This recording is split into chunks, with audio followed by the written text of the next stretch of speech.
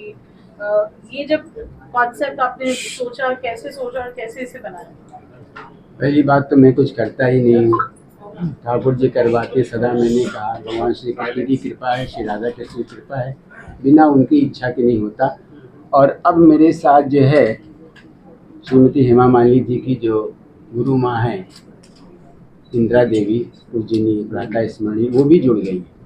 धीरे धीरे धीरे धीरे करके उनका व्यक्तित्व, उनको हम मीरा का इनकार्नेशन अवतार मानते हैं, तो वो भाव मेरे अंदर आ चुका धीरे धीरे। तो उनकी कृपा होती है, कुछ कृष्ण की कृपा होती है, दोनों का समन्वय होता है। तो कोई मैं कॉन्सेप्ट नहीं बनाता, वो बन जाता है बस। और हरदम कहता हूँ कि मैं सोच कर कुछ नहीं करता हूँ, जब हो जाता है तो उस दिशा में आगे बढ़ने लगता हूँ। और प्रभु की कृपा होती है, ठाकुर जी की कृपा होती है। जब पथ पे चलता हूँ तो हमें अपनी मंजिल या अपना गंतव्य, लक्ष्य, उद्देश्य मिल जाता है। हेमा जी, आपने इस एल्बम में 4 गाने गाए हैं। कितना महत्व रखता है आपके लिए कुंभ या महाकुंभ, और आप परफॉर्म करने भी जाने वाले, उसके बारे में कुछ बताइए। कुंभ कुछ कितने 12 साल बाद आ रहा है, तो ये बहुत ही महत्व है। और इसमें भाग लेने के लिए पूरे विश्व से, पूरा भारत के कितने लोग वहाँ जाना चाहते हैं। ऐसा एक स्पेशल 40 करोड़ लोग आने वाले हैं या आ रहे हैं ऑलरेडी। तो ऐसा एक महाकुंभ हो रहा है, तो it's very very prestigious for everybody.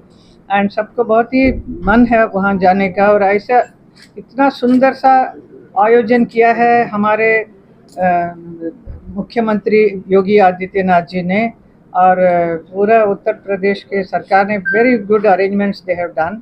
तो ऐसे एक में बहुत सारे अखाड़ा होगा, जिसमें बहुत सारे कलाकारों के लिए एक बहुत ही इम्पोर्टेंस है, बिकॉज सब लोग वहाँ परफॉर्म करने वाले हैं। ऐसे एक माहौल में नहाने के तो है, महास्नान वगैरह है, साथ साथ में एक कल्चरल सांस्कृतिक कार्यक्रम भी वहाँ होता रहेगा। एक अलग ही एक एटमॉस्फेयर रहेगा वहाँ पर।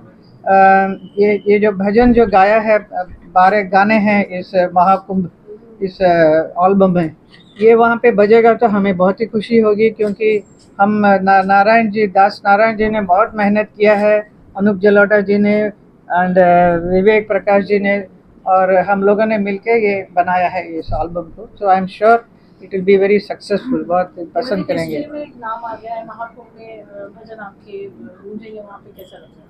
हाँ जी, महाकुंभ में गाने, जो भजन आपका गूंजेगा हाँ जी। वहाँ पे वैसे नारायण जी ने बहुत सारे गाने लिखे जो मथुरा वृंदावन में बजता है, क्योंकि it is about Lord Krishna. Krishna के ऊपर उन्होंने बहुत सारे अच्छे अच्छे गीत बनाए हैं, होली के मौके पर, जन्माष्टमी में, ऐसा अलग अलग।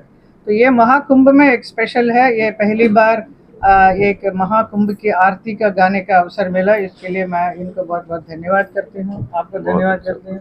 एंड आप सब लोग सुनेंगे तो बहुत ही अच्छा लगेगा। अनुराधा जी, आप क्या कहेंगे महाकुंभ का ये जो पूरा एक एल्बम तैयार हुआ है, हेमा जी ने इतने प्यारे तरीके से गाया है, अनूप जी ने, विवेक जी ने गाया। महाकुंभ पे एक एल्बम बनना अपने आप में एक बहुत बड़ी बात है। लेकिन पहली बार मेरे ख्याल से पहली बार कुंभ की आरती गाई गई है, लिखी गई है, तो ये हमेशा रहेगी। तो this is the best gift जो एक आर्टिस्ट मतलब इन नदियों को दे सकता है।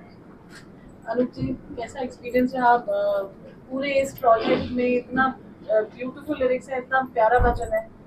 नारायण जी ने जब मुझे बताया था इसके बारे में, तो मुझे बहुत अच्छा लगा कि आजकल इसी की चर्चा सारी दुनिया में हो रही है, महाकुंभ की। तो उसमें हम लोग भी जुड़े, हमारी आवाज़ भी जुड़े, हमारे स्वर जुड़े। तो उसके लिए जब पता लगा कि हेमा जी भी इसमें गा रही हैं तो और अच्छा लगा, क्योंकि हेमा जी को मैं पहले भी अपने साथ में डुएट हम लोगों ने कुछ गाने रिकॉर्ड किए थे, बड़ा अच्छा लगा था मुझे। और ये गाना चाहती हैं अंदर से, और ज़्यादा गाना चाहती हैं। एक धुन तो भी बैठे बैठे बना दी इन्होंने। तो वो भी गाना हम लोग रिकॉर्ड करेंगे कि पहले तिलक लगाना है, फिर कुंभ में जाना है। तो इसकी धुन जो है म्यूजिक डायरेक्टर हेमा मालिनी धुन बनाई है, तो हेमा जी ये भी काम जल्दी होगा। तो इस तरह के सुंदर काम अचानक बन जाते हैं, हो जाते हैं और लोगों के दिल को भाते हैं। हेमा जी, एक सवाल, आज सैफ अली खान पर जो हमले की खबर आई, उससे बॉलीवुड बहुत सख्ते में है। आप क्या कहना चाहेंगे? आप उसी फ्रेटर्निटी से आती हैं और अब बताया जा रहा है कि Saif Ali Khan out of danger है, लेकिन एक चिंता का विषय तो है। चिंता का विषय है। मैं चाहूँगी कि हमारे मुंबईकर सुरक्षित रहें, और ख़ास तौर पर जो हमला हुआ है एक कलाकार के ऊपर, ऐसा नहीं होना चाहिए, because we entertain everybody. It's a very I don't know किस वजह से ये हुआ, हमें ये सब कुछ मालूम नहीं, and I feel sorry for that what ever has happened. लेकिन मैम हेमा मैम, कानून व्यवस्था पे तो सवाल उठ ही रहा है, उस पर कुछ कहना चाहेंगे आप? गंगा का विवेक जी, इतना बड़ा एल्बम है, यू नो विद लेजेंड्स, आपको ये एक्सक्लूसिव मौका मिला है। Of course I am sure you are proud of it. What would you like to say? मुझे बहुत अच्छा लगता है जब भी मैं नारायण भैया के साथ काम करता हूँ। सबके साथ काम किया, लेकिन इनके साथ मेरा विशेष अनुराग, विशेष प्रेम है। तो जब भी ये कोई बात सोचते हैं तो उसमें कोई बात होती है, कोई ना कोई सब्जेक्ट होता है, कुछ अर्थ होता है। तो इनका कोई भी काम कभी अर्थहीन नहीं होता। ऐसे ही नॉर्मल गाने नहीं बनाते। कभी ये जब जन्माष्टमी होती है तो हम सब मिल जाते हैं इनके साथ में, तो मुझे बड़ा अच्छा लगता है इनके साथ जुड़ना। और मुझे इस बात का भी बहुत एक अच्छा लग रहा है कि पूरे महाकुंभ में हमारे ये गाने बजने वाले हैं, हम सबकी आवाज़ें, हमारा संगीत और जो लिरिक्स है वो बजेगी वहाँ पर। और इस पूरे जो एक कहना चाहिए पूरे प्रोजेक्ट का मैं एक हिस्सा हूँ, ये मुझे बहुत सुखमय बात है मेरे लिए। हेमा जी, राधे राधे।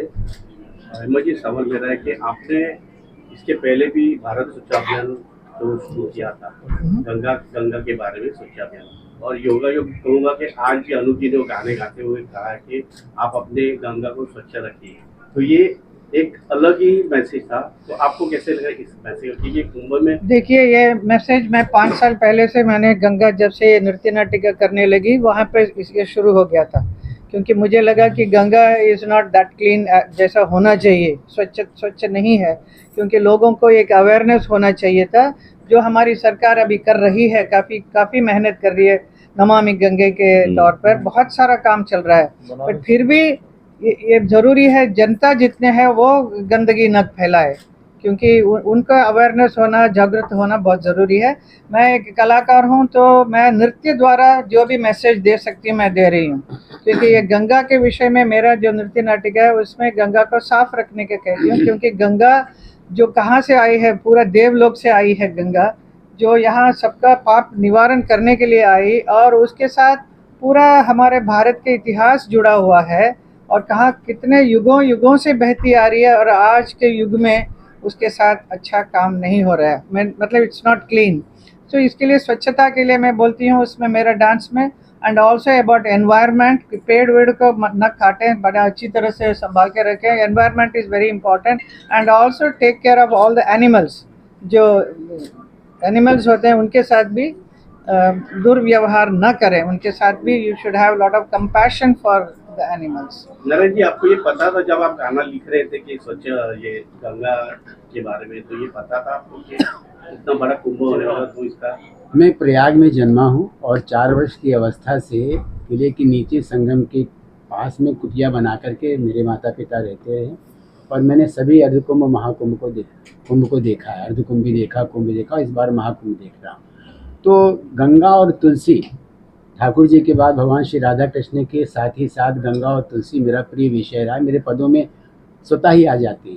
तो मेरे अंदर वही वेदना थी जब श्रीमती हेमा मालिनी जी का गंगा का प्रीमियम हुआ था, तो मैं गया था थिएटर में देखने के लिए, और वहीं से ये बात मेरे मन में आई थी कि ये जो आंदोलन है एक तरह का नृत्य नाटिका के द्वारा है, कहीं मेरे शब्दों के द्वारा आ जाए।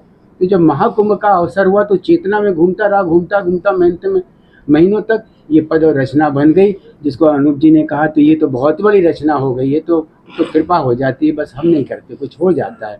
तो हमने लिख जो दिया है, बस ये इसके द्वारा ये अभियान, ये आंदोलन, ये चेतना जन जन तक जागृत हो, जैसे कि हेमा जी ने कहा कि लोगों तक पहुँचे कि गंगा को हमें स्वच्छ रखना है, और गंगा माँ रोएगी अगर हम, और माँ को कोई रोते देख नहीं सकता, यही भाव है, और इससे करुणा का भी भाव है और संदेश का भी भाव है। अनूप सर, आपसे मेरा सवाल है कि एक महाकुंभ मेला प्रयागराज में लगा, एक महाकुंभ भजन सम्राट जो यहाँ मुंबई में लगा है, जो गाना जो 12 गाने हैं कहाँ देखने को मिलेगा और किस चैनल पे मिलेगा देखने को? जी जी म्यूजिक पर 12 गानों को सुनिए, देखिए, 4 वीडियो भी देखिए। और गुनगुनाइए और टिकट बुक कराइए।